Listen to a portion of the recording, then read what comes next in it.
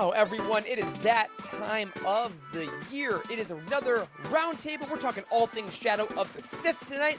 We're going to the dark side. We're going into this thick boy over here. A little bit of news up top, but mostly it's just us hanging out, talking about the book we love with the people that I love.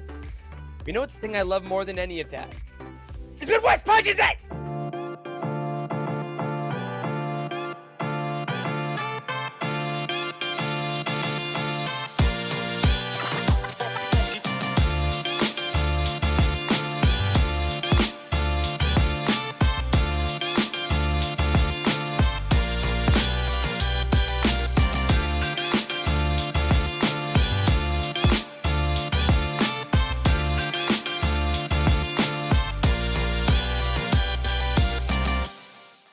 Hell yeah.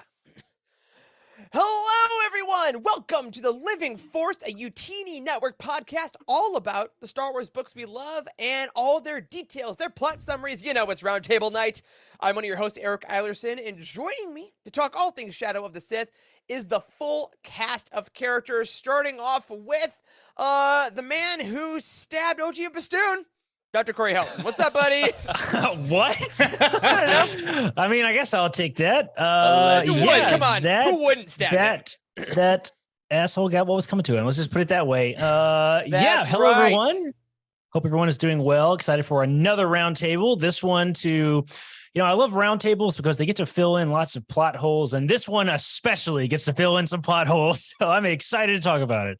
Absolutely. And of course, we would not be here without the man who so graciously gave up a few seconds of reading on the beach, Dr. Charles Hankel. What's up, sir? Hey, yo, what's going on? I know I've been gone for a couple of weeks. I've been hanging out at the beach. I had a wonderful time, wonderful vacation, but I really and truly, I'm very excited to be back tonight with you guys. Yeah, I'm really glad that you have finally come indoors to do the show once more. We missed you, buddy. So glad you're back. But you know who's holding down the fort while you were gone? None other than the man who I would trust as the foundation of anything I ever built. It's Wes Jenkins. Good evening, everyone. I would like to be referred to now as Wesley of Houston. That would be nice. All right, that's it. It's not going to get better than that. Thank you, everybody. Wow. Oh, well, everyone, here we are. We are, of course, the Living Force. If you're watching us, hello, everyone in the chat. We hope you're doing well tonight. We go live every single Monday on the Utini YouTube channel at 8 p.m. Eastern. And if you're listening to us in your audio catcher, whether it's through the Patreon feed on Thursdays or your regular feeds on Fridays, we hope you're having a great time. If you're watching us live or afterwards, make sure to like the video on YouTube and subscribe for all the great videos we got coming your way from Utini. And if you're on your audio catcher of choice, give us 5 stars or a thumbs up or cookies, Reddit votes. I don't know. Make sure people know what the show is good. Now, speaking of other things that are good, a few little shout outs to the Star Wars community from this week. Last week showed the debut of Lego Summer Vacation, the Star Wars short. Actually like 40 minutes. It wasn't that short. But that appeared on Disney Plus. And I gotta ask, guys, even though I know the answer, anybody watch this but me? I have not seen it, but some folks on the team were talking about it. Trevor gets particularly excited over from our loved it. Our brother show, our sister show. I'm not sure how you say that. Like Star Wars Archives, Trevor and Jose. Our strange sibling. The Star Wars Archives. Strange sibling. Yes, exactly. It's a Patreon exclusive show, and Trevor loves these things. Like, he always tells us all the insane pools. Like, I'm not sure who they get to write these, but they are incredibly familiar with like the books and comics, and they have crazy pools. Like, it's nuts. The stuff from Legends, all kinds of stuff that they get thrown into these. So these are so fun. I got to watch this one. The holiday special was phenomenal. I loved that one. So yeah. That one was Weird Al was in it. What did Weird Al voice? Yeah. All of Basically them? himself. Yeah. Like, he was literally himself, and he sang a song. And I turned it on as I was working on Friday, and it was a great one to have on. Just kind of put a big smile on my face. So, again, I love that they do these because they're not, precious about, oh, did they canonically go on a beach vacation? No. It's just really fun to see the Lego characters, and a lot of the actors from animation got to come back and do it. So, tons of fun there. I also want to give a huge congratulations to Kirsten White because Padawan, the Obi-Wan Kenobi novel that just came out, debuted, y'all, at #1 on the New York Times YA bestseller list. It's fantastic. It's amazing. Congratulations. this happens more often, but number one is like, Yeah, number one's a big pretty deal. intense. It's a big deal. And for a young adult book, that's maybe a little bit surprising for me, honestly, Yeah. to have. I mean, this was is it number one, or is it number one in the YA category? Is that how that works? It's only in the YA category, so they have different lists. Okay. So Yeah, every yeah. YA book in the country, number one. Super impressive. Definitely riding out the coattails of the Kenobi TV show, which is Yep. fantastic. And that's awesome. I mean, the more Star Wars books that make it to top spots, like the more we get. So I'm all about it. Congratulations for sure. More notoriety, the more sales. The more sales, That's more right. books. Yeah, right. so all you trolls that whined about bisexual Obi-Wan, you did it. Number one. Go screw. However, there's another release coming out that we want to highlight next week on August 16th. As we always remind you guys of, Princess and the Scoundrel by Beth Revis is coming out. And we want to just let you guys know what's going to be coming on the Utini website on Tuesday, the 16th review day, not tomorrow. We will have reviews, of course, as we always do for the book, a written review on the website and a video review here on the channel. And Corey, what did you and I get to do this week that we're going to release on Tuesday? We got to do a really fun interview over the weekend with Beth Revis. Yes, we did. We also learned that Revis is how you pronounce the author's name, not Revis, which we have probably been saying for literally years. So Beth Revis, she was absolutely a blast to hang out with. Really, really passionate author, and like I'm super excited. The book is still in embargo, so we can't talk about it too terribly much, but it's fantastic. And it's real good. It's real good. And the interview was a lot of fun. She seems like she understands the romance that is Leia and Han better than maybe anybody I've ever talked to. And yeah, it's gonna be a lot of fun. Be on the lookout for that. It'll be in your audio feeds. We were going to try to do something with the video. We'll see. We're still looking at some tech issues we're having on that, but we will see. Yes. Yeah. So thank you to Beth for taking the time to chat with us. That will be, like Corey said, released fully on book release day. And actually, as Stephanie asked in the chat, we haven't really gone through this. How do we keep scoring these interviews? I want to give a huge shout out to the publicity teams at Del Rey and Disney. That's straight up how it happens. They have really great publicists that we work with directly who coordinate and send our questions to get approved and talk to the authors. So I'm not sure. I know some of them are very public, some of them are not. So I just want to say thank you to the publicity teams for continuing to work with us and helping us talk to all these writers. All right, last couple things here. On utini.com, we got updates for you all the time. So I wanted to give a shout out to our buddy Nathan, who just put up a video on the YouTube channel about how to start reading Legends comics, possibly the only thing more convoluted than Legends books. So there's always a great resource to kind of start reading those, so be sure to check that out if you haven't. And we got a relatively new team member that I wanted to give a huge shout out to because he's been working his absolute tail off in a part of our company that is growing pretty sizably, and that is Parker, who's working on our TikTok account. And guys, I've been having a blast watching his work on TikTok and Instagram Reels, I should say. I'm a TikToker, so I don't do as many Reels, but like Utini's on both, and like he's just pumping them out lately. Yeah, he did a really good job. His Padme one was exceptional. It was exceptional. Yeah, You're kind of a bastard, Parker, because I did try. Yeah, he's absolutely killing it. He also shared a really fun story this week that somebody that he worked with came up to him and pointed out, like, it was just sharing him this cool TikTok that he discovered, and Parker had the honor to be able to be like, hey, actually I made that. And the guy was like, holy smokes, I can't believe it. And he didn't even know that he worked with us. So that was a cool story to hear. I know, the algorithm. And he's really doing a great job. If you don't already follow us on TikTok or Instagram Reels, and go check that out. This is another great opportunity to plug that the team is always looking for new talent. Like, if you are interested in helping us do something new and unique or interesting, that is the joy of Utinis. We sort of run this like a business. So, we get to like spend effort and energy in really specific niches like Instagram or TikTok, whereas, a smaller team might not be able to do that. So, if you've been thinking about reaching out to us, we have a section on our website, the very bottom in the footer of the site. You can click jobs and send us a job application if you have some talent, and we are more than happy to chat. So sorry for the shameless plug there, but it was too good. Parker's just doing too great of a job. So thanks a lot, Parker, and keep killing it, man. Absolutely. And if you want to be part of the people that help support all these new things we're doing, you can head over to Patreon, patreon.com/Utini, where the wonderful and fantastic Corey Herndon actually just joined us on Patreon last week. Thank you so much. Corey's going to be coming up on a Star Wars Archives episode, or actually just did, I believe. If you're on Patreon, you can listen to that, which is kind of amazing. And everyone on there is enjoying, like we say, exclusive things like the new episode of the Ghost Crew that is finally fully back. We released our first episode back in a while last week. You're also getting the Star Wars Archives without any kind of delay. And the four of us were actually just chatting before we went live today about a Patreon exclusive thing we're probably going to be dropping in the next couple weeks. And a lot of great content that's coming that way, all because of our amazing supporters. So thank you all so much. Head over to patreon.com/Utini right now to see what you can do. All right. No weekly roundup this week, no book reviews this week, but I did just want to again remind you all to get your pre-orders in. Go to the utini.com release schedule, pre-order Princess and the Scoundrel for next week, August 16th, and the High Republic Path of Deceit for October 4th. Phase 2 is almost among us, and by almost, I mean it's 2 months, but still, it's pretty close. All right, Charles, I did my best. That was 10 minutes this time, but I'm getting better at these. Fast. So I am going to throw it over to you. Everyone, full spoilers now ahead for Adam Christopher's Shadow of the Sith. Charles, it's roundtable time. Let's do this, buddy. That's right. Okay, we are going to start this roundtable off the way that we always do.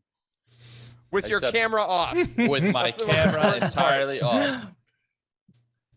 Let's go ahead and just read the plot synopsis. Anyways, you don't need to see me to hear this. All right, here we go. Dathan, Miramir, and their young daughter Rey hurtle through wild space in a stolen ship, having just escaped Jakku. They're quickly attacked by mysterious hunters. By chance, the New Republic's Halo Squadron is able to save them. Miramir and Dathan plead for help and reveal a Sith hex charm as proof of the identity of their pursuers, but they are ultimately turned away. Across the galaxy, a mysterious Pantoran woman associated with the Sith Eternal struggles with horrifying hallucinations emanating from a bronze mask. Amidst torturous screams, there is also a cold, clear voice demanding she don the mask and do its bidding. On Ossus, despite the tranquility of his new Jedi Academy, Luke Skywalker is also plagued by visions of a dark, dead planet. Lord Santeca arrives with news of an archaeological dig that may yield some ancient Jedi artifacts. Luke agrees to go investigate, leaving the temple in the hands of Ben Solo. Ochi of Bastoon spends his days desperately trying to find his way back to Exegol, where he was horribly maimed long ago and where he believes he can be healed. The Sith Eternal, led by the masked Pantoran woman, ambush him and offer a way back to Exegol in exchange for hunting down Rey. He's given a Sith dagger that is supposed to aid him in doing so. Not long after, Lando wastes time in a gambling hall, deeply troubled by the kidnapping of his daughter, Kadara. He overhears Ochi bragging to some comrades about his mission to kidnap a young girl, and his interest is piqued. After calling in some favors to the New Republic, Lando uncovers Halo Squadron's interaction with Dathan, Miramir, and Rey. Given the reported involvement of the Sith, he decides he has to contact Luke. At the dig site, Luke discovers shards of a red kyber crystal and the remnants of a Sith holocron that briefly possesses one of the archaeologists. Luke gathers all the artifacts and hurries to the home planet of the Jedi, Tython. Once there, Luke uses a seeing stone and is transported through the Force to Exegol, which he then identifies as the location of his visions. He's attacked by wraiths, but is saved by the Force ghost of Anakin Skywalker, who returns him to Tython. Anakin warns Luke of a great evil that's coming. Shortly after, Lando arrives and asks for Luke's help. Realizing all the recent events are most certainly linked, Luke agrees. The Pantoran woman is tasked by the mask to find Luke and take back the kyber shards. It's revealed that she has the rest of the broken crystal and that she must reunite them to return to Exegol herself. A great chase across many planets ensues. Luke and Lando attempt to aid Dathan, Miramir, and Rey, while Ochi and his henchmen repeatedly hunt them down. During this chase, Luke encounters the Pantoran and realizes that she is being controlled by a Sith via the mask. After repeatedly being caught, Dathan and Miramir decide they have to steal Ochi's personal ship if they are going to escape. Furthermore, they decide they can't put Rey in that kind of danger and must therefore hide her on Jakku. In need of assistance, Luke and Lando seek out Komat, an ex-acolyte of the Beyond, for her unique ability to track ships. When they tell her about the Pantoran, she confirms that it must be the ex-leader of the acolytes named Kaiza. She tells the story of Viceroy Exim Penchard, the creator of the mask, and how it came to be in Kaiza's possession. Luke realizes Panchard is the Sith empowering Kaiza and decides he has to go find her while Lando and Comat go after the family. With Comat's help, Luke quickly finds Kaiza's stronghold and confronts her. Though he comes out victorious, after he leaves, droids in the facility come to life and reanimate her body using the mask. She goes after Luke. Lando and Comat track down the family and assist them in stealing Ochi's ship. Lando and Comat are captured, while Luke arrives just in time to save them. Suddenly, Kaiza reappears and once again faces off with Luke. In the skirmish, the Kyber crystal shards are destroyed, and Luke is able to remove the mask from Kaiza's face and destroy it, apparently eliminating Exum Panchard for good. Elsewhere, Ochi receives a tip that the family went to Jakku. He encounters Dathan and Miramir just after they've left Rey with Unkar Plutt. He kills them both, but finds Aki beads in Miramir's hand, leading him to believe Rey must be on Pasaana. Shortly after, Lando arrives and is distraught to find Dathan and Miramir's bodies. On Pasaana, Ochi descends further and further into madness due to the Sith dagger. In an ill-conceived attempt to search for Rey in the Forbidden Valley, he falls victim to the sinking sands of the desert. Rey's parents receive a quiet ceremony on a modest planet, after which Lando returns to Polar with Comat to recover, and Luke goes back to his temple. The failure to save the family disturbs them all, let alone the young girl who they believe is still in danger. Sometime later, Lando gets word that Ochi's ship has been spotted on Pasaana. He and Luke head there immediately, but find no evidence of Ochi himself. Lando decides he will stay on Pasaana and use it as a home base to continue searching for both Ochi and his daughter. Back on Ossus, in Luke's quarters at the Jedi Temple, the remains of Exum Panchard's mask remain secreted away, their future left uncertain. Ellipses. Ellipses. It was written Gotta be All all of it. Damn, Charles, look at that. All That's a that big book said, you put in that, man. that was a very long book. We got it down to 2 pages. I think we hit all the most important parts. So now let's just take a moment to reflect on that story. I want to know, what did y'all get out of this reading experience? How did you experience this book? Did you read it? Did you listen to it? Did you do a combination? And what just got you really excited about this? So I read this book physically, mostly. That was my way of doing it. I started off with a digital copy and then eventually got back to the big hardcover, which I think is this book holding the giant book. I feel like just really seems It's enormous. right. Hold it up to the camera in look case at nobody this has seen it before. This- It's enormous. This thick boy. I mean, this is a huge. large book. Is Thrawn? Is this one or Thrawn longer? The Thrawn Ascendancy book. I did a check. I think Thrawn might be barely. Yeah. Okay. Yeah. Interesting. If you haven't seen it, it is a massive book. Seriously. They're giant tomes, is what we're doing. So I read it physically. I didn't do the audiobook for this one, and what I got out of it was the beginning of the book, especially, really kind of enhanced, I think, the understanding of dark side lore within canon. We haven't gotten as much of that, and a lot of additions, and I think Adam Christopher really keyed in to both the mystery of the dark side, like how Luke kind of experienced, like, what is this vision? What's going on? What is Exegol? And also, like, the brutality, like the singular chapter that was the memory of the slaughter of Exum Panchard was one of my favorite chapters I've read all year. And I think because he really kind of pulled no punches from it. And I also think that this is probably the best and most affecting book for fathers I've ever read, as far as like Dathan's reaction towards Rey and Miramir, Lando's thoughts about his daughter. Like on the review team, some of our friends on the team that have children actually found it almost impossible to finish because it was so raw on a father's like fear for his daughter and things like that. So I thought those two things for me really kind of stuck out for me more so than like some of the stuff that like tied directly into Rise of Skywalker didn't quite work as well for me. I think that some of it would kind of wasn't as smooth as the original stuff. So I kind of maybe wanted more of Adam Christopher's just straight up original things. I thought those were so freaking good. But I think every time something like that with the Sith Eternal, with the Force Visions, whenever that came up, to answer your last question, Charles, that's when I was the most stoked. And that was what this book really brought the value to me, was like Luke Skywalker understanding the dark side. It's like, oh, cool. We're in it now. So that's really what this book did for me. Yeah, that's fantastic. I will echo a lot of those comments as well. The elephant in the room that I don't think that we can get out of without talking about is the fact that the Rise of Skywalker has some problems.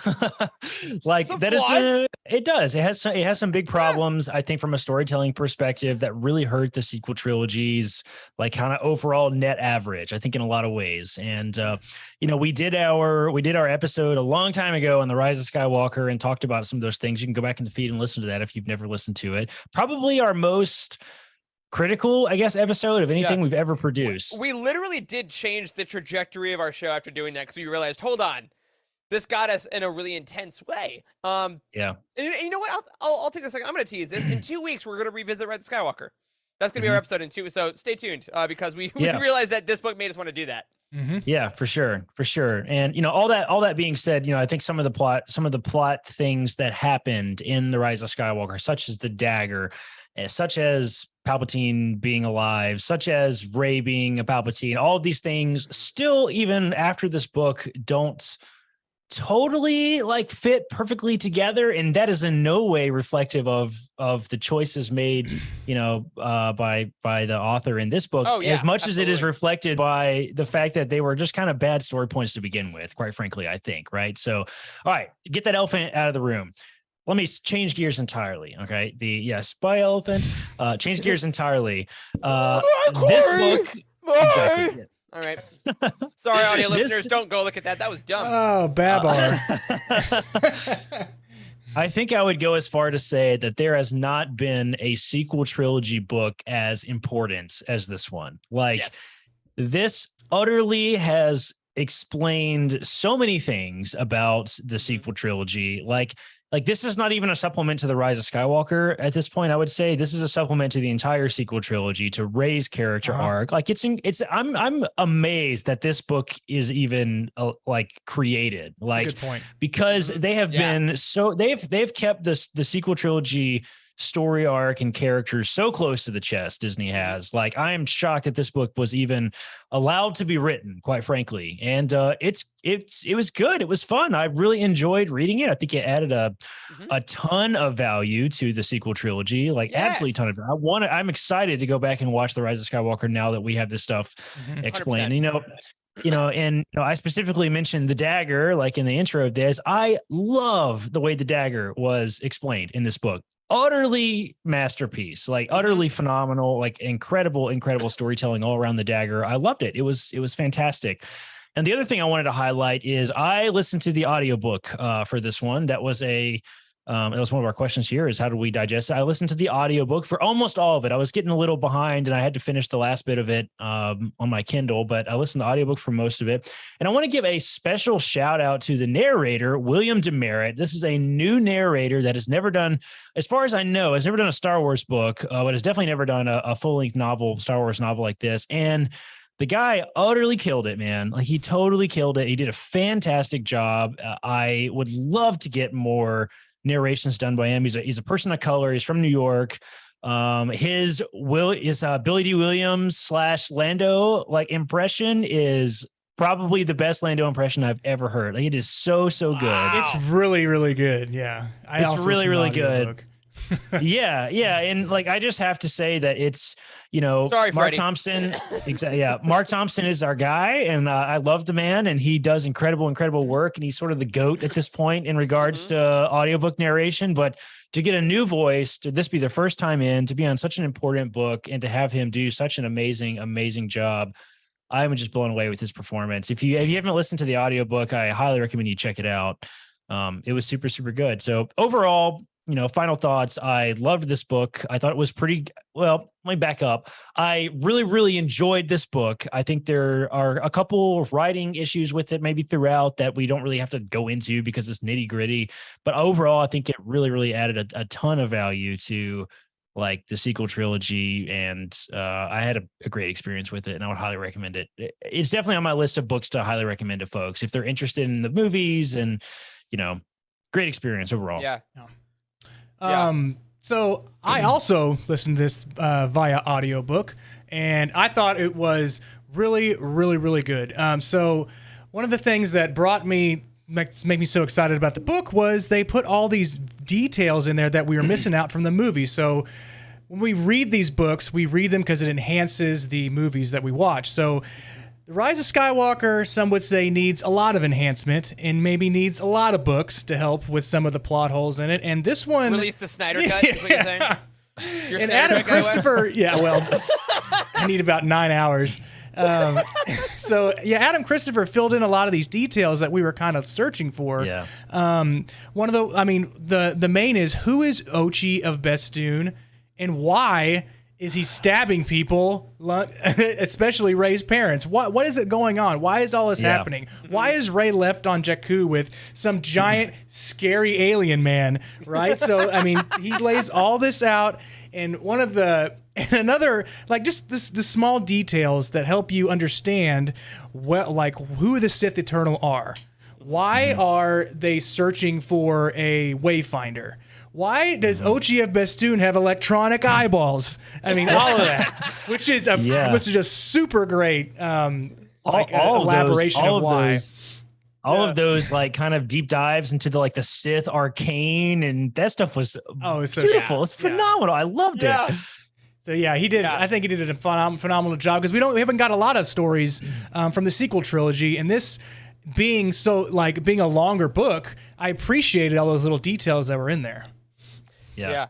And I got to say, I noticed this. I did a little TikTok this week about this, and I realized that our last 3 books, now with Princess and Scoundrel coming out next week, Brotherhood was prequels, this is sequels, and Princess and Scoundrel's OT. They literally are giving every single trilogy fan a book this year. That's a good point. Everybody eats, and we all feast. Well, Charles, what about you, man? No, I love everything you guys said. I think you said everything that needs to be said. I read this book. I always read these books for roundtables. I just find it easier to pull quotes and things when I'm reading a physical copy. And I thought it was really good. I really enjoyed the book. It took me quite a long time. I don't think I finished this until maybe 5 days ago or something like that. So it was a quick turnaround in terms of doing the roundtable, and it wasn't because I didn't enjoy it. It was just I was taking it kind of in little bite-sized pieces. But I think what you said about this filling the gaps for Tross is the biggest selling point for this book. It's very well written to begin with. It would be a fun story even if it wasn't kind of performing that function. But that is really where this book shines, is being oh, now I care about this thing. That was just kind of thrown up on the screen and I didn't really know what it was, and I felt like I was supposed to. No, I would go so far as to say this is essential reading, a companion piece for watching Tross. So for sure. Yeah. If the books are supposed to, we don't call it the expanded universe anymore. That term has kind of been retired with Legends, in a pretty official capacity. Now we try to make a more clear distinction between canon and Legends, but this book certainly expands on the films, the way that the expanded universe originally did, right? So I think it's really hard not to say, oh, you like the sequel trilogy, this is the book for you. It really is, in a ton of ways. Yeah, and also we're using the word essential now. If Death Troopers is essential Legends, I think this is essential sequel. All right, that's what the barrier we're going with. I love Death Troopers. Let's be clear. All right, well, let's move on from this. Let's start talking about some of these characters, guys, because we've got a lot to get through. There are a lot of important pieces in this book, and the first one I want to talk about is Luke Skywalker, the Jedi Master himself. Luke. So tired of this particular voice that Eric does. So tired of it. It's very good, though. Yeah, Luke's in one canon book every 8 years, so I think we're good. Well, I want to talk about one thing in particular. I want to talk about the fact that Luke talked to Force Ghost Anakin. And the reason I'm bringing this up now is because you nerds were never going to wait. You were going to bring this up during my other prompt, so we might as well get this out of the way. I got 2 quotes for you. From page 128. The glowing blue form of Anakin Skywalker stepped out of the shadow of one of the huge monoliths that orbited the hilltop temple, his hood down, revealing the face of a man who looked a good 2 decades younger than Luke himself. Luke wet his lips, his chest feeling like it was trapped in a vice, the very breath being squeezed out of him as he came face to face with the echo of his own father. Now, on the very next page, the look on Anakin's face made Luke's blood run cold. His father looked pained, no, worse, in agony. And Luke didn't know if that was even possible. Anakin was one with the Force now. Anakin faded out, faded in. He stood tall and grimaced. Luke lifted his own hand, and the two men, one alive, one long past, father and son, reaching toward each other, the flesh and blood fingers of Luke's hand just out of reach from the blue glow of Anakin's. So, what could I ask you after those passages other than what did this moment mean to you? What sort of emotions did it evoke for you? Like Anakin may have saved Luke's life from beyond the grave. This is a top 10 canon moment. I legitimately think. I'm so glad you said it. Yes. Yes, I really do. I really do think this was a top 10, maybe even like top 3 canon moment. Like one of the best things I've ever seen happen in a Star Wars book. It was utterly beautiful. The audiobook completely nailed it. Completely. I mean, the sound and the music, it had John Williams music all through it. And like, it was just a masterpiece moment. I mean, Caitlin and I were listening to this going on vacation that week that I recorded from the beach or whatever. And it was kind of a technical disaster when we interviewed Jonathan Davis. We were on our way down to the beach listening to this scene, and we had to like pause and talk about it afterwards. It was so moving and heavy hitting, and it was done so well. I mean, it would be so easy to kind of make this campy and goofy, and Luke meets his father, but it was an incredibly touching teaching moment. Like, beautiful. Yeah, they could have really beautiful. They could have thrown this in. I don't say thrown this in, but thrown in Anakin being a Force ghost and giving some kind of lesson to Luke at any time of any of these books. And Adam Christopher had made this his own, and he made it work really, really well. Like this, I think when you listen to the audiobook, you have a little 30-second rewind. I must have rewound this 4 or 5 times when I was listening to it on the way to work. It was so good. Well, and I remember like this was the first excerpt, the first or second excerpt they released like in totality. And I remember our buddy Tom was like, "Hey, this is longer than usual, but there's a reason." And I remember reading this whole scene. I'm like, "Oh, this is so cool. This is so cool." And then it says, "And reach down and with the lightsaber of Anakin Skywalker," or whatever it was. And I was like, there was a moment where I realized, oh my God, this is happening. Like this is Luke is meeting Anakin, like in his prime, with the hair, with everything, and like with the hair and the scars, the good hair, with the full hair, Annie with the good hair, and the chest, like, and the shaved chest, and the everything. And for some reason, his shirt was off, and I don't know why. A cowl or something. All right, now we're on AO3. I completely agree. I think this is like, again, there are certain things in this book I think that were some of the best things we've seen in a while, and this is probably chief among them. I think that this scene, like you say, could have been cliche, could have been rough, could have just kind of been like, oh, it's Anakin and Luke, fan service, but it was for the story.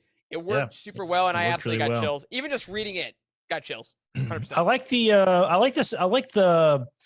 I'm not sure what the literature word for it is, like the setting of it too, the way it was portrayed of Anakin as being pulled kind of away by this dark force. Like it was very mythical, like almost like, I don't know, like evil Emperor Palpatine was, on Exegol, like pulling him back is kind of how it was written. And like, very much like that scene. I think is it in Rebels? Yeah. The World Between Worlds, episode. That's where you're going, where Palpatine's like pulling them out of the world between worlds. Exactly. That's what I was sort of picturing in my head while that was happening. And like, it was, it was really, really well done. And I was a big fan. I mean, this was such a risk, such a huge risk to make Luke meet Anakin in a major scene with have dialogue. Like this was a huge risk. And I think they really did a great job with it. I was really, really impressed. Yeah, dialogue is the key there because he was seen in Return of the Jedi, but no dialogue there. He just smiled. His Anakin smile.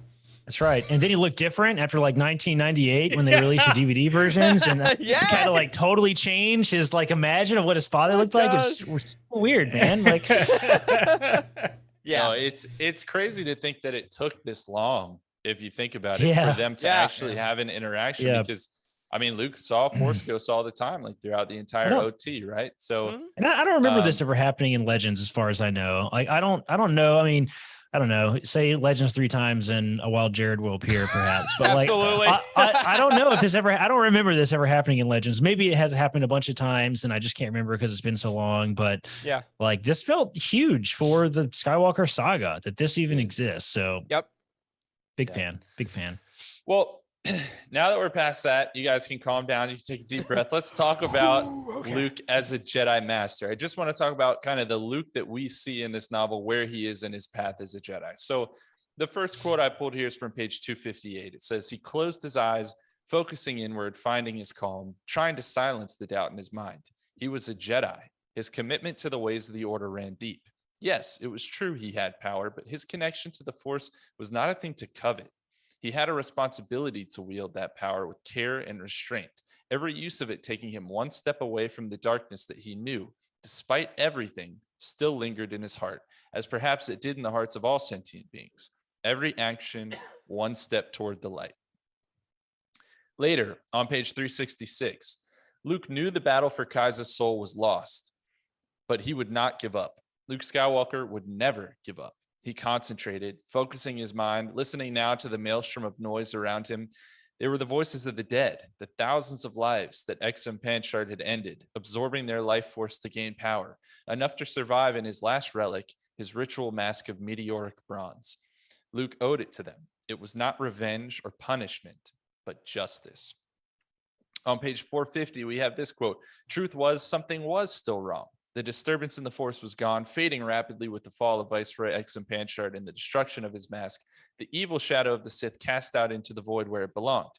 But there was still business left unfinished, and Luke, despite his best efforts, couldn't sense it. Actually, he couldn't sense anything. It wasn't that the Force had left him. That was an impossibility. But the power of Exum Panchard had managed to trap in his mask had been a power unlike anything Luke had encountered before. The shadow it had cast in the Force had been long and dark, and now it was gone. Luke's connection with the Force was clear and pure and also empty, like the disturbance had been the tolling of a great bell, and now that it was gone, the silence it left behind was almost more deafening. Luke knew it would pass. A disturbance like that would leave a wake that stretched long and wide and would take time to fully dissipate, but it unsettled him. He felt both at one with the Force and apart from it, like he was straining all his senses to hear something, but there was only the echo of his thoughts in his mind." So in this novel, we see a very powerful Luke Skywalker. That's undeniable. And he's focused on the right things, right? Ridding the galaxy of evil, bringing peace, healing others, training the next generation to do the same. Is the Luke that we see in this novel already falling victim to the hubris of the Jedi teachings, as he states in The Last Jedi, or is he still on the right track here? Ooh, Charles. It's a heavy question, man. I'll start simply by saying I think he's on the right track still. I think this is Master Luke. I think this is like a really great version of him. He's teaching, he's listening. I realized while reading this that one of my favorite things in all Star Wars books is having writers just kind of wax poetic about the Force. Like that, I think that's why the High Republic has been such a gift, with Charles Soule being like, Avar Kriss had the song, and with Loden it was fire or wind, and it's been so much fun because they write so much about the Force. And the way Adam Christopher writes in these quotes you just put, Luke feeling the shadow and feeling the Force differences are so good and so intense that I think that he is still very keyed into listening to the universe. And he doesn't seem to be trying to lift the Jedi necessarily so much as he's trying to figure out a problem. And I think that's why I think Luke is still conceptually on like the path that Yoda would want. Of like, I'm listening to the universe and trying to help the Force as best I can. He's not yet on the, I need to be the most powerful, I need to stop the evil and destroy things. But I will say that one justice line is like maybe right on the edge. It's a little Batman-y. I agree. It's like right there. So if we're getting shades of it, that might be where it starts. But I would still say he's kind of like that good Master Luke we see in the Rise of Kylo Ren comics as well that Charles Soule wrote. I think we're still in this era of Luke. Yeah, that's interesting. I think that Luke is like, there's some good debate happening in our comment section right now about kind of the state of Luke and whether it tracks with the sequel trilogy. And I think this has always been sort of Luke's fatal flaw, even in Legends, was really that he was never able to totally separate from like, am I on the right track? Like he just constantly asked himself this question. Like, oh, it almost plagued him. Like, honestly, like he was just so unsure of himself. Like even when we have super ultra powerful Luke, he's still incredibly unsure of himself, and it makes him act high and mighty at times. It makes him act like the hubris of the Jedi is in his own words is a perfect way to describe it. Like, yes. And then so he'll do that, and then in the next scene he will question whether or not he's even a Jedi yet. I mean, it's crazy. Like that's how Luke has always been, even in Legends, I feel like. So, I've always been very much in the camp of this. Absolutely tracks like Luke's outcome in The Last Jedi absolutely tracks with like how Legends Luke was portrayed and how canon Luke is portrayed. I've always been in that camp of like Luke. This doesn't surprise me at all that canon Luke like quit. Like he had a nervous breakdown and quit. I've always said that fits his character arc. Like because it seemed like even when he was a true master of the Force, he was just plagued with self-doubt. Yeah. And I think we saw that kind of throughout this as well. Yeah, he's his own best critic, or own worst critic, or however you say that. Worst critic. Yeah, because nothing will ever come to top what he thinks a Jedi Master should be. Like, even though he is like the quintessential Jedi Master in the sequel trilogy, I mean, there's more that he could be doing. He's striving to be maybe Master Yoda or Qui-Gon or something that he knows of, that he sees as a symbolic master, but he hasn't quite hit that yet. And in that last quote of him not being able to feel the Force is interesting. Like when we've read many canon books and a lot of Legends books, you feel the Force or you feel the dark side, but there's never been like nothingness like the nothing, like the never-ending story. Have you ever seen that? Yes. This is another movie pool. You're welcome. But like, there's nothing, because there's so much doubt and like shrouded in that mask. Because Exum Panchard, is this the first time this has come up, or is he been in canons somehow or in comics? This is a new one, I'm pretty sure. So Exum Panchard, I do believe, was technically in the Aftermath trilogy. Oh, was he mentioned in that one? I don't know. With the Acolytes? I don't know if he was mentioned by name, but I think by vibe. the idea of him has been brought up before. Okay, sorry for ruining one of your Easter eggs. Man, that was number one. But Wes, you're also so right, because I think that's also what has made like the Nameless in the High Republic so terrifying. It's because when the Jedi get husked, that's what it's written as, like husked. Feeling the nothingness, because you can't. It's an unintentional Barash vow, right? It's like guys, Star Wars is rad. It's Look at all awful. this. Look at all this. That's the nerdiest thing I've ever said. Oh my god! And you sometimes do a Star Wars podcast, my guy.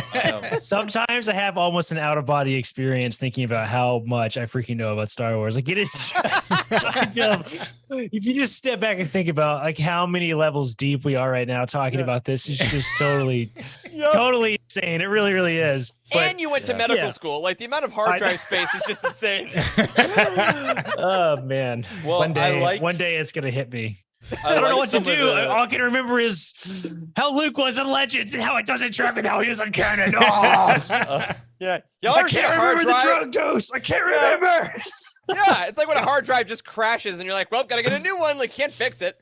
All right, this took a turn. All right, well, I like a lot of the points that y'all brought up. I like, Eric, that you caught that justice line, because I think that was really interesting. And I like, Wes, that you brought up that there's a disruption in Luke's connection to the Force at the end. Is that what sends him in the wrong direction?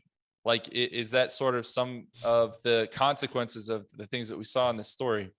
It's possible, I think. But yeah, I think we got to move on, and we got to talk about Luke's relationship with Lando as kind of the next big question here, big prompt here, because that was something a lot of time was, I think, attributed to. So page 139, the first quote I have is, truth was, it was good to see his old friend Lando again. It had been too long, and Luke had to admit he felt guilty about that, no matter how hard he tried to adhere to the Jedi code of casting personal connections aside.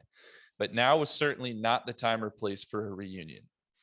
Later on page 154, it was ridiculous. Luke was a friend, a good one, but Lando also knew that they operated on different frequencies, was perhaps the best way to put it, which was fine, absolutely. But Lando couldn't help but wonder if that time apart had stretched their camaraderie a little further than he had thought. On page 270, what did it mean to Luke, this family alone against the Sith, pursued across the galaxy? They couldn't carry on forever.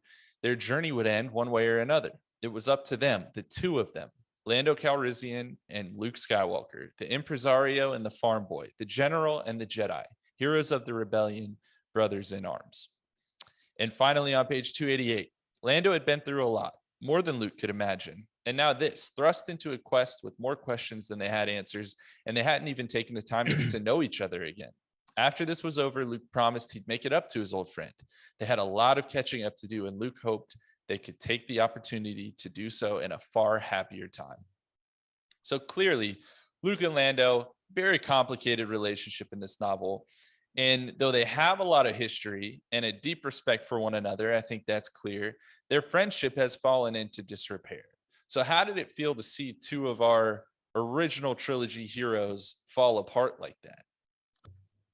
That's you actually reminded me of a really great scene in this, which kind of highlights my previous point about Luke, like always, like not really seeing the whole picture. Like he has these weird sort of deep dives into the Force, and he just kind of gets really kind of tunnel vision for that thing, and then isn't able to see the bigger picture, which is kind of what I think kind of happened with Ben Solo and holding the lightsaber over him. Like he gets this tunnel vision for the Force and he loses track, right?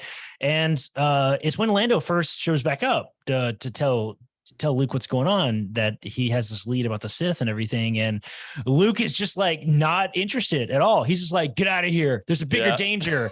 I saw it in the Force 5 minutes ago. I don't know where it is. I don't know what it is, but it's bad and it's dangerous. And for some reason you can't be here. And that is exactly how Luke is. He has these moments where he is unable to think things through. He becomes that really childish farm boy, I think, in a lot of ways. And I think that is a good example of how the relationship is now too. If Luke is off doing his weird Jedi Force stuff, after Return of the Jedi, and nobody can really keep up with that because he's the only one. He's the only one that can do any of that. So how can anybody possibly even get to know Luke or understand it? And, that Luke now feels like he's totally alone and all of that. So, I had a question regarding this whole scenario. So Lando overheard Ochi of Bastoon talking to his goons about trying to kidnap a girl and just for money or for whatever, for the Sith Eternal, and Lando overheard this and he's like, what is going on? And as I'm reading this, I'm like, does he hear this all the time and does he feel that this one instance in particular he needs to take action, or is it because he's just now heard this for the first time, and because his daughter was taken, it hit him a lot harder than he felt that he needed to do something, that this was basically parallel with his daughter getting kidnapped. He needs to do something here. The Sith Eternal, yes, he's heard it before. It's got to be super important. This person that they're going after has to be one of the most important people in the galaxy, if not the most important. But I just questioned that whenever I read that. I was just like, what makes this scenario here so important that Lando has to drop everything and convince Luke to go with him? Yeah, it's you know what really hit me about your question here, Charles, in relation to that. You say how does it feel? It feels familiar is what it is, because I think that it feels like every friend I had in my hometown or in an earlier part of my life that I just kind of fell out of contact with. That's you see each other every day. You with the rebellion friends, okay, we're in this high stakes thing, or you're in college or you're in high school, and it's we're in this together. And then you move on and you do different life paths and you just fall out. And then you talk, it's oh yeah, no, we're still friends. We still connect. But if something huge comes up, it's hey, my daughter's missing, or the galaxy's going to die. It's great, say when, say where. Yeah. It's that immediate call to action. And you had those moments of oh, we don't really talk anymore, but I'm still your ride or die. And I think that's like such a cool thing because we haven't really seen that strenuous relationship necessarily, because a lot in Star Wars we assume that all these people that happen to meet each other in the galaxy, of course, still remain close all the time. Like, that are next door neighbors. No they're just they're in the same subdiviation and they bring in their trash cans on Mondays. Well, I mean, we did hear, Uncle Wanwo, right? I mean, there were elements of we're still tight. So I think there is a little bit of a unique element with Luke. Yeah. But I like what you're saying, that Lando basically wrote in Luke's yearbook Hags, and now it's been 15 years. Exactly. Have a great summer. I got you. Man, that's a but I also do love that they're like, it's been so long, but what a great moment to show that. And for all of us in real life too, is that even if you don't talk to your friends for a long time, I mean, a lot of us went 2 years without seeing any of our friends because of the pandemic. Like, you can still see each other, get through the initial awkwardness, and then continue to be friends. And I think that was again, I haven't said it this episode yet, writers write for the age in which they are living, right? And I think there's no accident that a strained long-distance friendship coming together was written at this particular time. Yeah. Yeah, and I think there was also an aspect of familiarity because we saw that Luke fell out of contact with everybody. By the time we get to The Last Jedi, I mean, he's literally a hermit again. Hey, man, we've all had friends find a religion, and then they just don't talk to anybody. Like, hey, come on. He used to be really cool, and now all he does is, like, pray and meditate. Like, I don't know. It's I guess whole that's thing.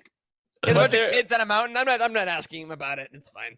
But speaking of Tross, there was the Lando scene where they meet him, and he's like, yeah, Luke and I looked everywhere, and we never found him. And so there was always the question of, so they were they still close? And now we have that answer. Anyways, all that said, I think we've got to move on and talk about Lando Calrissian Uncle himself. Wanwo. Let's do it. Uncle Wanwo. We got to talk about his search for his daughter. Obviously, we've already kind of brought this up some, but I have some more quotes here I want to pull for y'all. Page 145. So they had searched, but as time had gone on, as leads had dried up, so the mission had drifted, along with friendships. Luke had his temple to focus on. Han and Leia had their own lives. Lando didn't blame them. In the end, the problem, the pain, was his to bear. So Lando had continued his search alone. On page 231. Oh, actually, I want to go back. I want to point out Han and Leia had their own lives, not their son. They had their own lives. I thought that was interesting. Oh, yeah. Interesting. Page 231. Luke was worried about him. Despite his outward appearance, his charisma, his confidence, Lando had spent 6 years in a personal hell, his life torn apart after the kidnapping of his daughter. And that had changed him. How could it not? Sure, Lando was still the free spirit. He was still immaculately dressed and presented. And when he smiled that smile, Luke could see his old friend in there. But there was something else now, just beneath the surface. Again, Luke didn't need to use the Force to sense it. The loss, the pain, the hurt. That Lando was holding it together so well was a testament to his strength and resilience. Lando Calrissian was a self-made man, the great impresario. He would let nothing beat him. Not then, certainly not now. And then on page 389, the last one. And then Lando wondered what his final thought would be. Something profound, deep, meaningful, some observation of his own character, some sudden, regretful realization of his place in the galaxy, of the things he had learned or should have learned. Or would it just be a single moment of terror, a split-second recognition that he was alone and he was going to die and there was nothing he could do about it? Or perhaps one last memory of love, of the mother of his daughter herself, of Kadara Calrissian, the little girl he couldn't save. So I think it's safe to say Lando's kidnapped daughter was one of the more underdeveloped plot points from the Rise of Skywalker. Yeah. Did this novel help to make that moment feel more bona fide, feel more authentic? Oh man, that's a good question. I mean, yes, but also no, a little bit for me. Well, it confirmed that they didn't do the stupid thing of making the only black characters father and daughter. Speaking of elephants in the room, that was a huge thing where it's like, oh, this is the black woman. She must be related to Lando. Yeah. And I was like, I'm so glad that we got rid of that. Exactly. So if nothing else, the fact that we put that to bed is thank God. But I'm interested, Corey, why you say yes and no. I still find the whole plot, if there's a plot point that just feels weirdly out of place of the entire sequel trilogy, I think it's the whole Lando's daughter was kidnapped thing. I mean, I can even all the other crazy stuff from Palpatine, Ray Palpatine, and all the other insane stuff that happens. The dagger being perfectly shaped like the Death Star, like all those crazy things that are kind of laughable. This one is so odd that like this was just thrown in. Like, I wonder if it was ever supposed to have been like really developed. Like, I mean, they kind of imply throughout, you know, that the Rise of Skywalker and in this book, like she was kidnapped and forced into like stormtrooper servitude is kind of how it's implied, right? Like she was conscripted, I guess, but like it's still odd to me. So like I still haven't like come around to like the plot point itself yet, really. Even like so even with it being as much as in this book, like maybe if we got her story eventually, like if we do hear her side of the story, maybe all the pieces will kind of fit together still. But it still to me feels like a bit like a plot point that desperately needs to be explained, that maybe the author felt like he had to do something with it, like to some degree. And because obviously something like that would have a huge impact on Lando as a person and his character arc and everything. So like you have to do it. But man, he was talk about being pigeonholed. He absolutely had to tell this story. He had no choice. I mean, it would obviously impact him. So you see what I'm saying? So yeah, yes and no. Like yes, I'm glad that we got some of the story, but also it feels like he was maybe forced to write it, you know? Yeah. I think what you're saying, what I would agree with is that the plot point itself still feels off, but Adam Christopher did as much with it as he probably could have. Because he wrote it very well. Well, and yes, when I was absolutely. Surprised, all the father-daughter stuff was impeccable. It was so good. It was beautiful. But I'm also like, I'm surprised that, you know, they're all like the trolls that were like, well, how does Rey know this without a lot of training? And I'm like, I was more worried about, are you telling me that Lando Calrissian doesn't use protection? Lando Calrissian. Like, that's where we go. Come on. That's where logic goes. Wes, go to the technical difficulties.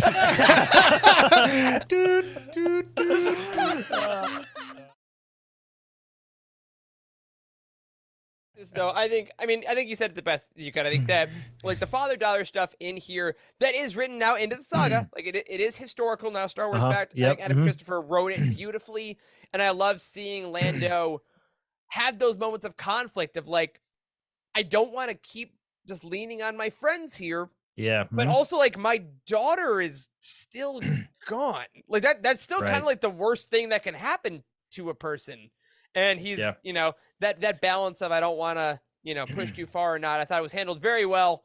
It also wasn't too easy to rectify. It wasn't Luke being like, oh yeah, right, your daughter. Never mind, let's go back to that. Like it was still a pretty hard thing. And he's like, I'll help you with your daughter, but at the same time, the future of the galaxy is still more important. And what a hard conversation. Oh yeah. How do you tell you like one of your best friends, one that's like risked his life for you on more than one occasion, that your daughter isn't the most important thing on my mind right now? Yeah, right. Listen, I'm gonna need you to pull it together for a little bit. All right? We got some stuff to do. You know, that actually makes me ask. I have a question actually about all this. Is like, do Luke and Lando actually ever have like a decent conversation about it in this book? I don't think they do. Not a huge. I don't think they do. Together moment. No. Mostly, they both have this internal dialogue a little bit, but I don't think really either one of them. I thought that was a little odd that it was never like kind of openly discussed. I think that's one of those like smaller tragedies of the whole saga is that Luke repeatedly says like, when things calm down, like we're gonna reconnect and we're gonna get through this and we're gonna talk about this, and we know that moment never comes. So like, it's just like the original trilogy almost ends with like the, you know, riding off into the sunset, everything's fine. But then we have the sequel trilogy going to be like, actually, everything fell apart. You know what I mean? Right, so it's which tracks. Which again, going back to what I'm saying about Luke is like he is really not a good friend. Like he's the opposite. True. No, I think that's just true. Actually, he's the opposite of Anakin. Like his head, he's selfish. Yes, he is. His head is only in galactic matters. Like it's not in the little stuff.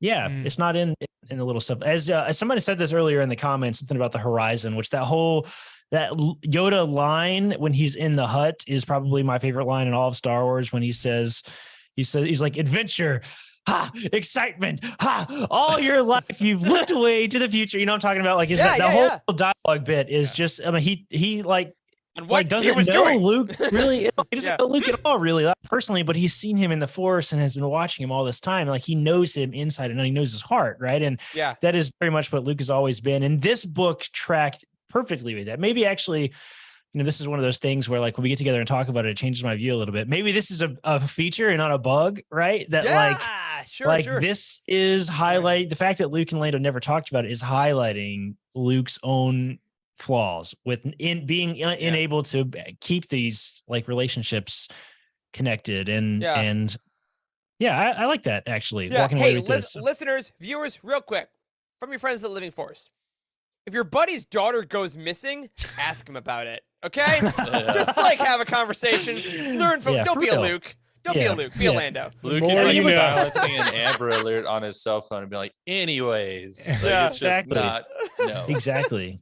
Yeah, I mean, Luke never says, listen, man, I know what you're dealing with. I know what this means to you, but there's nothing we can do right now. Like, he never says that, right? And he's not there for Lando. And it's a little weird. It's a little weird. Like, it is. But I think it tracks. I think it tracks with Luke's character for sure. Yeah. Well, I want to talk a little bit more about Lando, but I want to come at the character kind of from a different angle. So I have a couple more quotes for you. First, from page 58. But even in the distorted reflection, he could see not just the years, but his worries sitting heavily on him. There were tight lines around his eyes. Once he would have called them laughter lines, but not anymore. His eyes were bright and sparkled with an inner light that Lando had learned to use as he turned on the charm, the smiles, the pleasantries to get what he invariably wanted. But there was one thing his charm couldn't get. One problem his sly command of body language, his wiles, and his wit couldn't solve. He hadn't found his daughter, Kadara.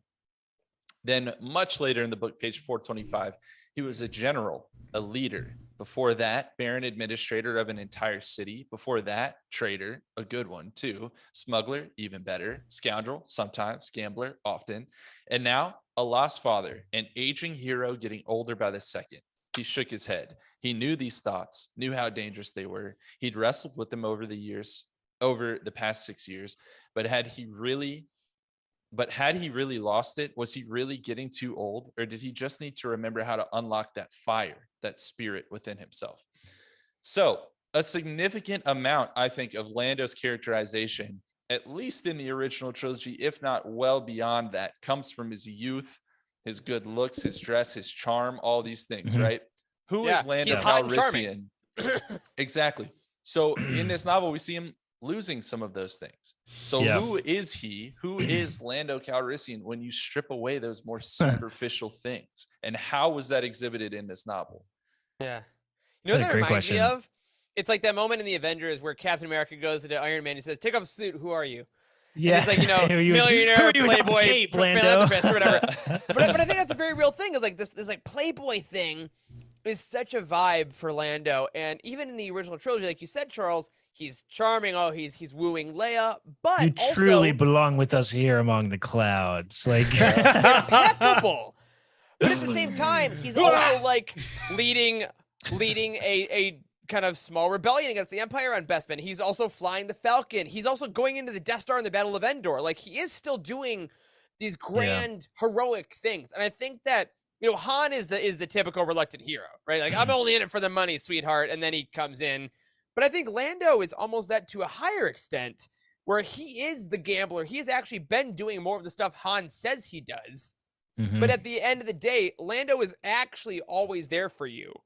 And I think that's kind of what he's realizing that he is, that aside from the capes, aside from the money, aside from the gambling, Lando really does want to be there for people. And I think, as we're seeing here, becoming a father kind of just exemplified that. But throughout this entire book, his main goal is to be there for someone, whether that's Kadara, whether it's to Luke, whether it's to Comat. Like, whoever he's focused on, he wants to help. And I think that he's just discovering that a little later in his age, whereas other people kind of find that when they're younger and then grow up. I think like earlier, like in his early years, he's built up a confidence that has aided him in his later years. So that confidence helps him to take these initial steps to go to Luke and say, hey, I need help. help with something. I can't always help everybody, but now I need help with this. And that's kind of hard to do for some people, especially Lando, to ask for help. Like, I need help with this. Yeah, I can't do this all by myself. I don't know what that's like at all. Being having a difficult time asking for help. Nope, never experienced that. Yeah, I think we definitely. I can't really put the right word to it, but like I think we definitely can see sort of the echoes of the trauma that losing his daughter has had on his wit and his charm and his playboy nature, like kind of throughout this entire book. I mean, even in the opening scene where he's at the gambling table or whatever, it's like he was trying real hard, but then he got super distracted with that whole, Ochi of Estoon and kind of eavesdropping, and like I don't know, it's changed him. Like it certainly has. Like you can't be this sort of fake playboy kind of thing when you have something that aches you like that. So, we all remember in the midst of all this, there is still technically a Lando TV show on the way that I hope really kind of goes into more of this stuff. Is it the older side of Lando? Even if it's younger, does it go to him again, getting distracted by his better nature and things like that? So yeah, I don't know. Is that show still real? We'll find out. But like, it would be nice if it was. They would do a little more of this. It was a good plug at the very end of the book, though, to make you think a new show would come up. Lando Calrissian Chronicles. I know. That's funny. Yeah, that was good. You guys ever hear starts at the very beginning. You're like, oh my God, we're going to go all the way through the book again. Because it starts right at the beginning. Gosh. Did you guys ever hear, and I'm sorry, we'll go to the next character in a second, Charles. I know you're Charles. This outline's amazing. Did you guys ever hear the pitch for what people want the show to be, where it's Billy D. Williams narrating the Calrissian Chronicles, and then he has flashbacks, and it's Donald Glover acting it out? Wow, but it's that's like fantastic. But if it was an unreliable narrator, it's like, so then I did this thing, and then Donald Glover's like, no, I didn't. Wait a minute. And so it's like, is Lando embellishing? Is he not? They probably won't do that, but come on, if we can get both of them on the same show. Write the checks. Billy D. Williams is still fantastic. I mean, he was amazing in The Rise of Skywalker too. Like I love getting him back. He's in Lego Summer Vacation. He voices Lando. He's still got it. It's so funny. There's a really subtle reference to Billy D. Williams in Futurama. I watched an episode of it the other night. It was hilarious. And there's this bottle of like whiskey that Bender is going to steal. It's a tiny little scene. He's going to steal, and it's like super, super strong whiskey. And there's this funny line. He says that the whiskey's so strong, it's deadly to all humans. And the only people that can drink it are robots and Billy D. Williams. And then it just moves right back. And it's just like, okay. Billy D. Williams has had enough Colt 45 in his life. Why not? Exactly. Why it's not? So funny.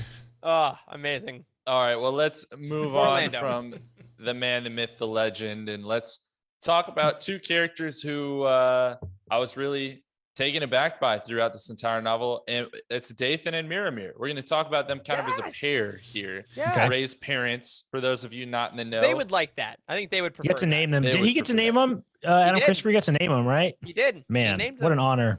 What an honor. That's cool, man. I'm glad Yeah. that you got to do that.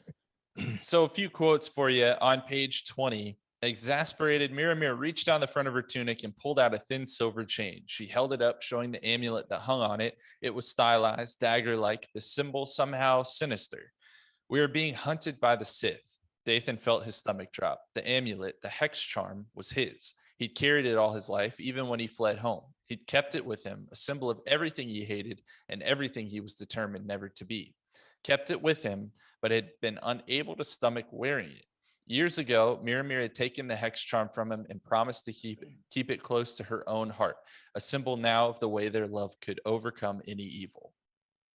On page 265, it's not your legacy that defines you, Dathan, said Miramir quietly, or your genetic makeup. We've been through this before, and I know we'll go through it again, and we'll go through it as many times as we need to until the day we die. She smiled and cupped her husband's face in her hands. You are you. You are Dathan. You are defined by your choices. You are defined by your actions. And right now, Ray and I need you. On page 433, these are some of Miramir's final thoughts. Actually, her final thoughts, point blank period. This is how it ends, and it ends now. But at least, Rey, you are safe. And maybe one day you will remember me and you will remember your father and feel our love for you forever. But now you are safe and you must be patient. But you are safe, my love. You are safe. You are safe. You are silence. And on that same page, she looked into the eyes of Ochia Bastoon. And as the light went out in her own, she smiled at him. One final act of defiance, one final gesture of noncompliance. Ochia Bastoon had killed her, but he hadn't won. He would never win. So we learn more about Dathan and Miramir in this book than I honestly thought we ever would. So how did all of this backstory change your view of not only Rey's parents, but Rey herself? I'm gonna say something as the Bail Organa lover that I am. These were, I think, the best written parents in Star Wars in this book. Straight up. I think that the chapters, I've never seen a better written example of like a father and mother's love, both for their child and for each other. The way that Dathan like watches Miramir and he describes his wife in the worst amount of times, like is like inspiring for what love can be between a couple. And how they found, like we asked him about this when we interviewed him, like how they talk about Rey's baby blanket and like being boarded by pirates in the same bit, like the way that they never lose sight of the fact what's important for her really is so key. And I think that to answer your bigger question, how did it change for them? One, I mean, naming them, making sure like not only were they good people, they were who Rey thought they were.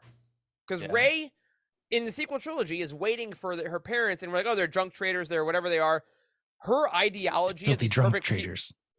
These drunk traders. They're source of drinking money. I think that Rey is waiting for people that are kind of perfect parents, and in this book it says no, she was right. Her childhood memories were validated for me, and I think for Rey herself, that now makes her actually even more of a, I don't know if valid or legitimate is the right word, but like I'm losing any others. Like her memory is accurate. Like she is actually remembering the love and the compassion of her parents in a very real way. She's not foolish. She's not putting them on a pedestal. She is going to experience incredible loss that she doesn't know about. But this character remembers love and support and connection. And that has actually been fueling her for when we meet her like 10 years. So I think it actually makes her a much stronger person if that was even possible. Yeah. So that's a good point. So Miramir and Dathan's prepaid Visa card ran out. Yes, I did. So Rey had to get a job early. That's it. Yes. That's the reason why she was scavenging. Trust. But that like with is funny. Miramir, every time I heard that name, I always think of Guinevere. So Miramir and Guinevere. So that just hit me when I first read that Musical. But what's Rey's your favorite character? She is. So I mean, like this must have meant a lot to you, or I would think it would have. It did. It did, in the fact that I finally got to know why she was put on Jakku. Well, everybody got to know why she was put on Jakku and why she was so steadfast at saying, no, I have to be here. I've been gone far too long. I need to get back to Jakku. Because her parents said, hey, we'll be back in, from what I read, it's like between 3 and 4 months. We will be back to get you. Just one more season. Yeah, just one more season. Be back to get you. And there, she's like, well, maybe they're running late. A whole nother year. I'm gonna go out. I'm gonna get a pack of death sticks. I'll be right back. I promise I'm coming right back. And which was great, but also terrible at the same time. But you also get an insight into why Rey really wants to go back to Jakku. Why her parents are the only people she's really ever known. We didn't read about her having really any friends. It's just been her and her parents basically hiding out on the run. We have that great scene of Dathan getting smuggled out of Exegol, right? And by another character named Dathan, by the way. He took that guy's name. He stole exactly. his name. Took his name as an homage. A great chapter. And with Lor Santeca helping with that as well, I believe. This whole Dathan, Miramir, Rey, this was a big piece to my love of Star Wars and why Rey is one of my favorite characters. So I really appreciated these parts.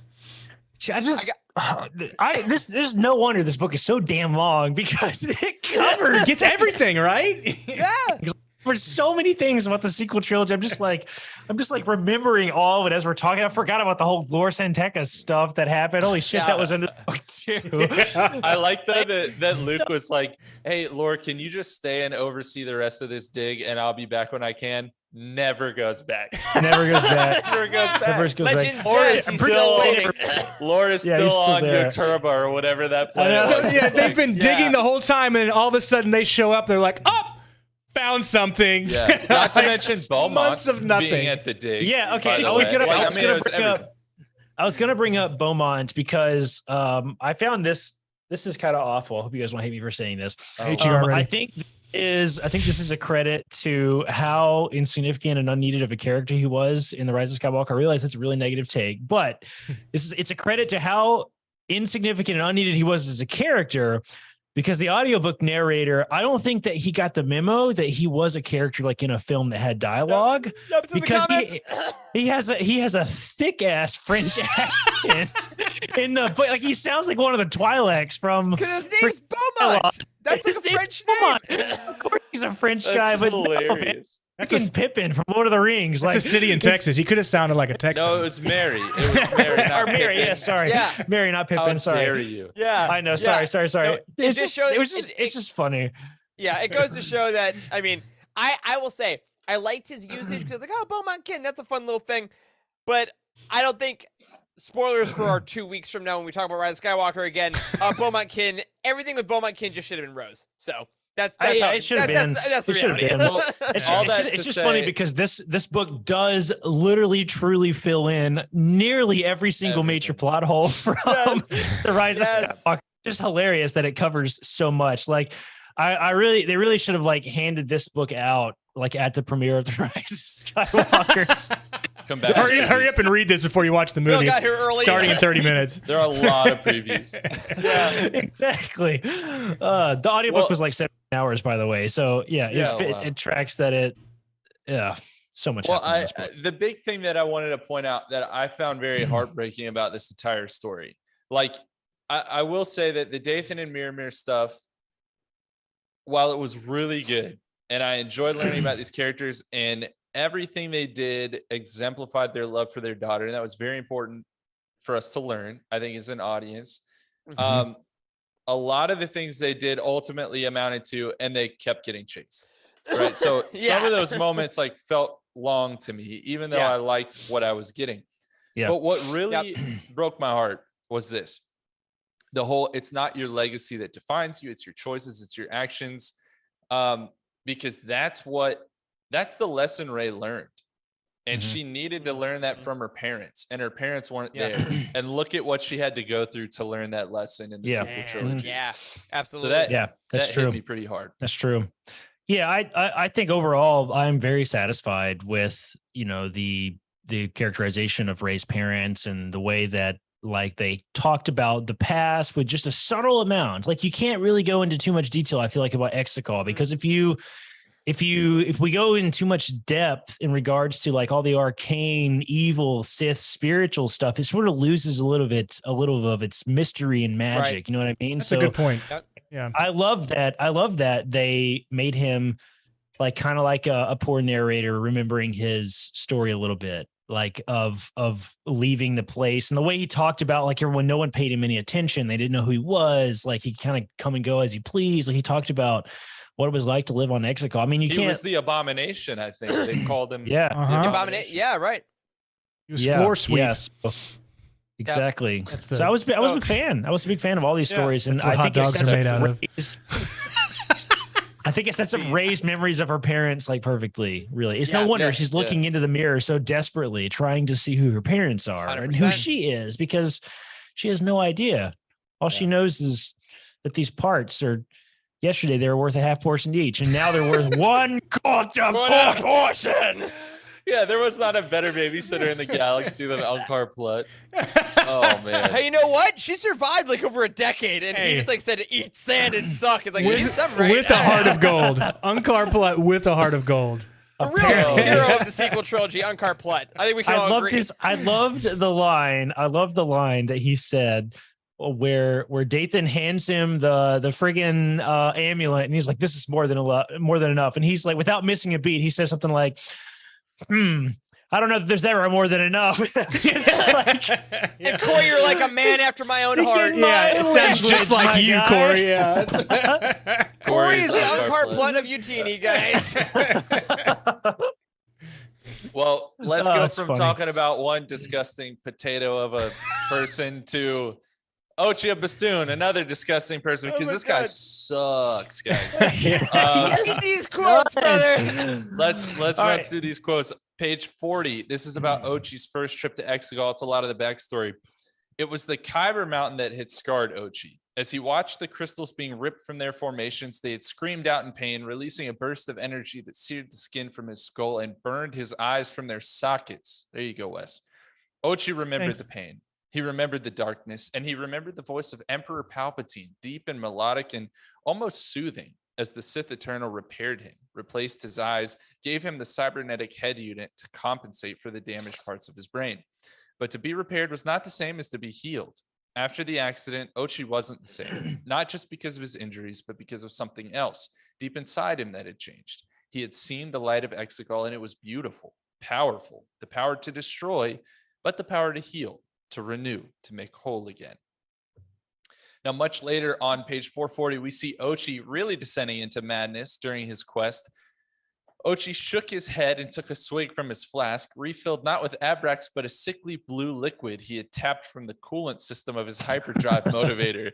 It was thick and sweet and did extremely pleasant things to his other senses as it coated his tongue and mouth, the burn in his throat mixing with the hot metal taste of blood. So, Jesus. you know, first of all, okay. Second of all, 10 out of 10 do not recommend. And I say that as a doctor. This dude literally opened up an ancient coolant line and drank antifreeze out of his engine compartment. Like, what the hell? No, that was literally. Who's to say he's not pouring hypnotic into his car or his speeder? It's Everclear. The same stuff. Was it the Sith dagger really, or was it the purple drink? We'll never know. On page 444, Ochi's final moments. He remembered the father and he remembered the mother. Her name was Miramir, and now, as the world disintegrated around him, he remembered her face. He had thought she was afraid of Ochi of Bastoon, the greatest bounty hunter the galaxy had ever known. But no, false. She wasn't afraid of him. She wasn't even thinking of him as he pushed the blade into her body, letting it drink of her blood. She was thinking of her daughter, the child Ochi had been tasked to find, the child that was still out there somewhere, hidden, safe. And then Ochi of Bastoon held his head back, optics to the sky, as his head sank beneath the surface. The Sith dagger, held high, slashed in the desert sun. Then it too was gone as the sinking sands of the forbidden valley of Pisana claimed another unwary traveler to their suffocating depths. So, this might sound crazy, guys, but do you have any empathy for Ochi of Bastoon, given all he really wanted was to be healed?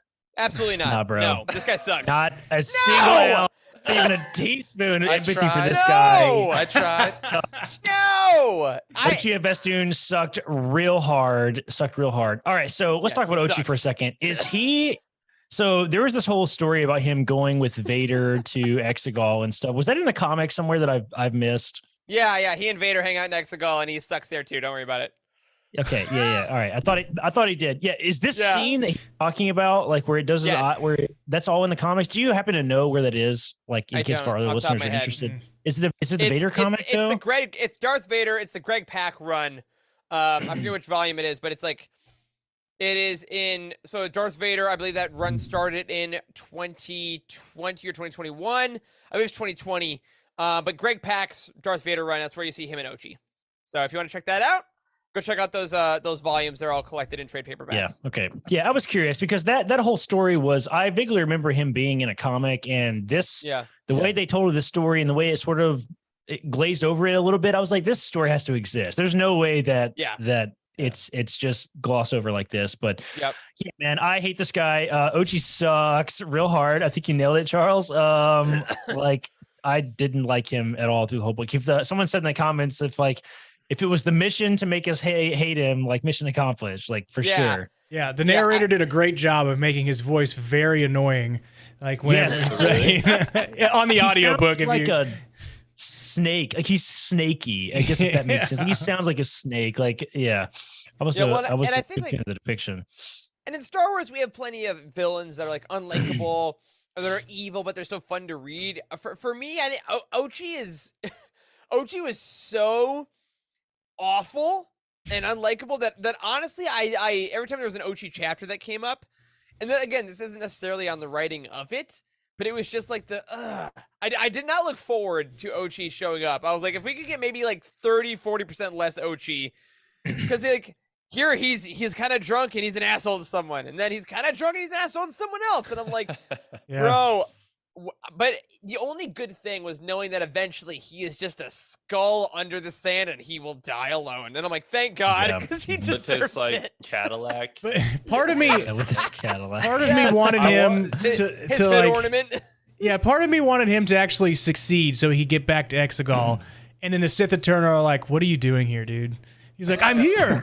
I'm here to be all powerful. They're like, do you have an appointment? He said it was right? a costume It's party. like, do you have no your one else, badge? and he's just like showing up like an asshole. It was interesting. Maybe Eric, having read some of his comics, maybe you can fill me in, because I'm curious. Why does everyone think going to Exegol will heal them? Because like he was on Exegol when he was injured, and they gave him everything he already had. So like, why would going back offer him something new? I didn't fully understand that.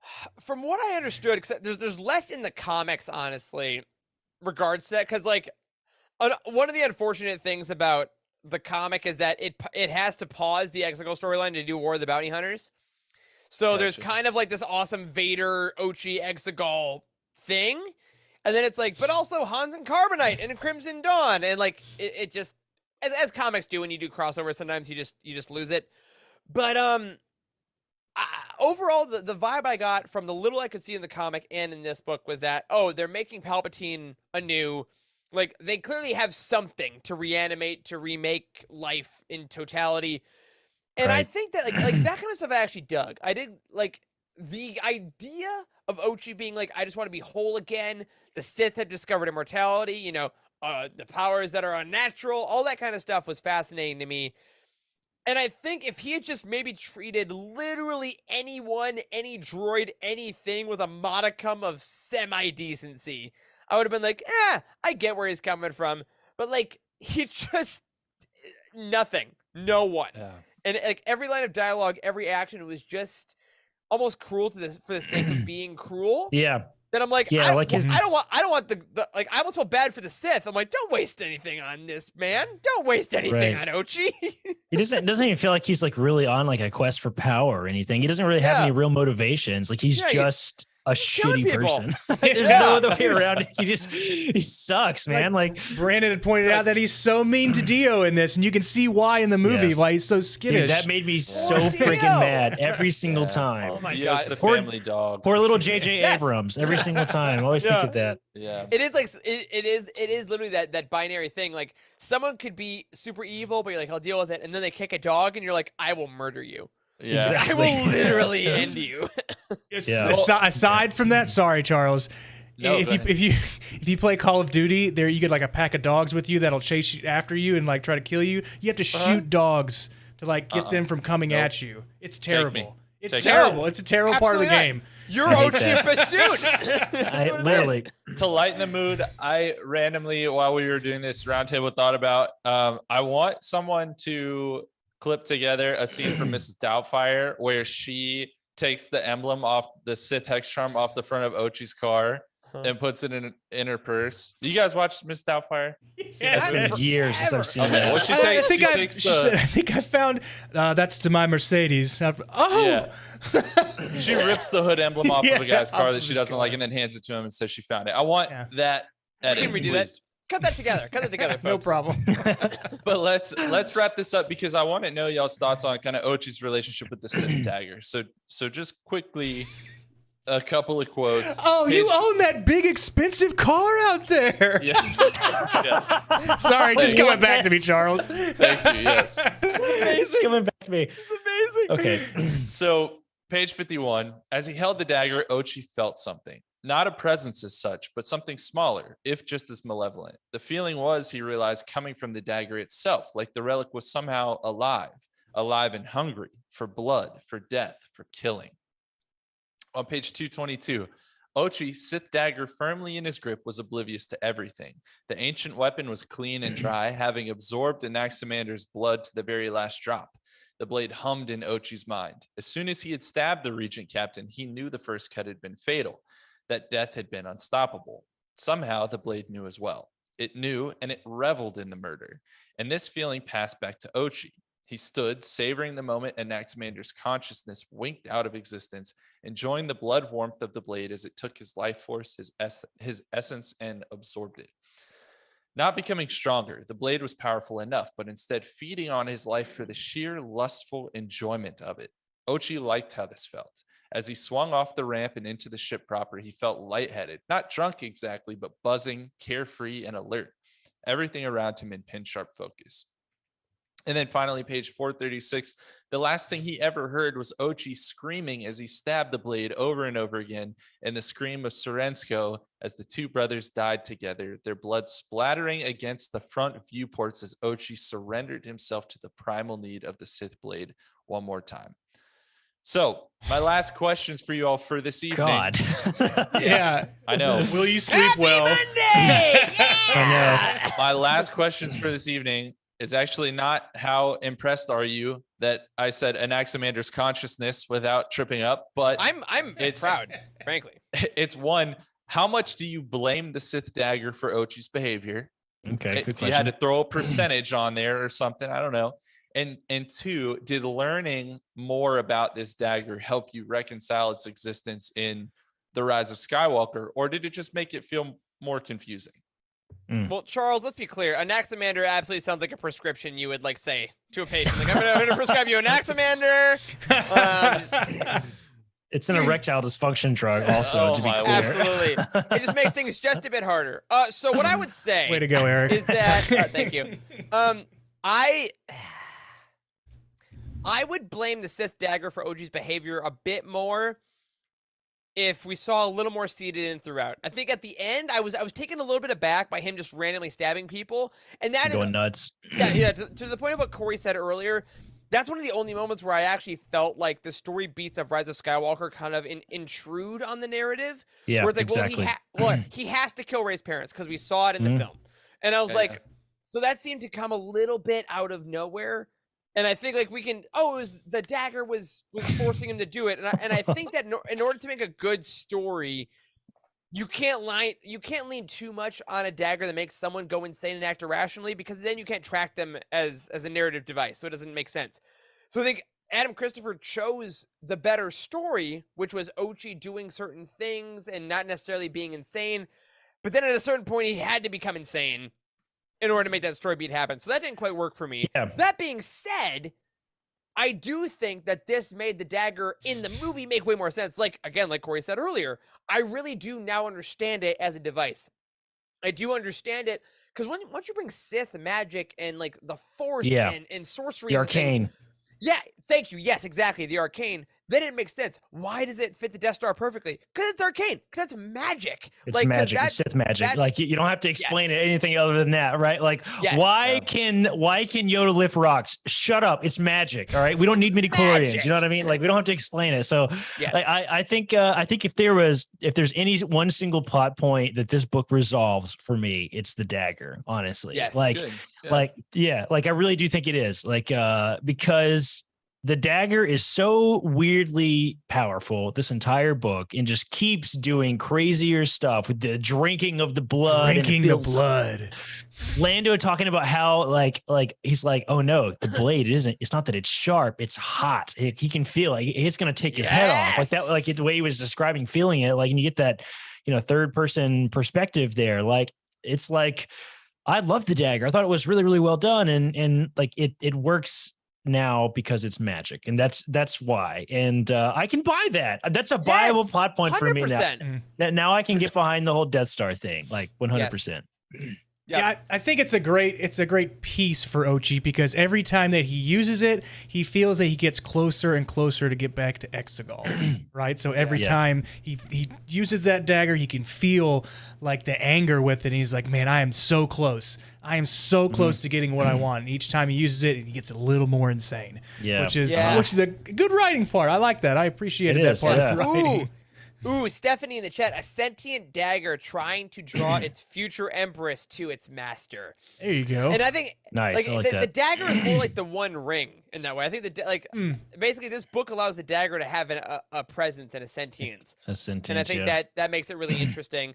But again, I do wish it had a little more like desire to make Ochi do weird things, and like if Ochi had a moment of like, why did I kill them? Did I want to do that? Where he has moments of confusion, maybe it would have been good, but also that would have been more Ochi chapters, and we hate this guy, so like maybe we don't want that. Yeah, I will say the dagger lore was very closely tied to all the crystal lore that was all throughout this book. We haven't brought that up yet. Crystals, baby. We're always, man, I don't know when they're going to stop using Kyber crystals as a plot device because it has been over and over and over again. Now at this point, I mean, good Lord, how many things can freaking crystals do? They can destroy planets. They can burn people's eyes out. They can be bled and turn red. They can be dude with dark side energy. They can guide the freaking wayfinder and like guide you through hyperspace. Apparently, like, what the hell? Like crystals can literally do everything now. It's insane. Like, outside of the Force, the crystals are probably the next powerful thing. The Force, number 2, the crystals. Kyber crystals. I dig it. I kind of dig it. Like it's the Kyber crystals have been a very interesting way to bring the Force to a physical thing that's in the real world. Like, and I like that. I think it's cool. And I like that that this was all very tied in together with the blade and the big giant crystal. I guess that's on Exegol that is probably in a comic book that I don't know anything about. Like, that sort of stuff, right? Like I'm totally behind that. And I'm sort of realizing now that we're sort of wrapping up here at the end of this part 1 of the roundtable, I'm realizing that, like, honestly, I wonder if this would have worked a little better as a trilogy. Interesting. Yeah, because this book, never mind. How do we not know it's trilogy? It's like, well, kind of ended where it ended. Yeah, that's true. Yeah. Because this book really had enormous shoes to fill. And I think that is if there's any drawback that I would say this book has, is that the shoes were like too realistically big for any one story to fill. And there were just so many plot points that need to be explained. I wonder if it would have done a little better as a trilogy where we really got to dive more into the whole Acolyte arc a little bit, into the Sith Master thing and the mask and all that was amazing. And please get Adam Christopher like a old Republic Sith. Yeah. Let Adam Christopher bring Darth Bane into canon. That would be fun. Like, yes, you feel like there is that weird thing of like you see, it's kind of like watching a racehorse on a treadmill. It's like you're doing the thing. Yeah, but like I see if you were just given, if you could just run, there would be such amazing the stuff. creativity is really, really there. I would be really curious, like what the draft actually looked like. If it was way longer than this, and they did cut it back a ton, it's still this long. Like I really do think this meta worked a little better as a trilogy, just because. Yeah, right. Because there's just so many stories that need to be told. We need to tell Lando's daughter's story. We need to tell Rey's parents' story. We need to tell Luke's like learning about Sith lore and the learning about wayfinders. There was so much stuff in this book, guys. Like it just covers so many things. Like it's just dense. There's so much stuff to it. So well, I like that you bring up how much we still have to cover because we still have part 2 of a roundtable. And if y'all thought these were overarching questions, just wait till next week. Not to mention all the Easter eggs and everything that we're going to get. And there were some very deep pulls. We were discussing them before the show. So make sure if you enjoyed this episode, if you enjoyed this book, you make it back next Monday night. We're going to break things down for you again. But until then, Eric, take us home, my friend. You got it. Like Charles said, next week is Shadow Sith Part 2. Week after that, we will be revisiting the film, The Rise of Skywalker. We'll talking about this book for 2 weeks, completely change how we feel about the film. Who knows, but we're excited to see you every Monday, or we're excited to be in your feeds every single week. And thank you all for listening, because my friends, that will do it for this week's episode of The Living Force. If you support us on Patreon, thank you so much for everything you do to help support our entire community. If not, head over to utini.com/Patreon to join the family.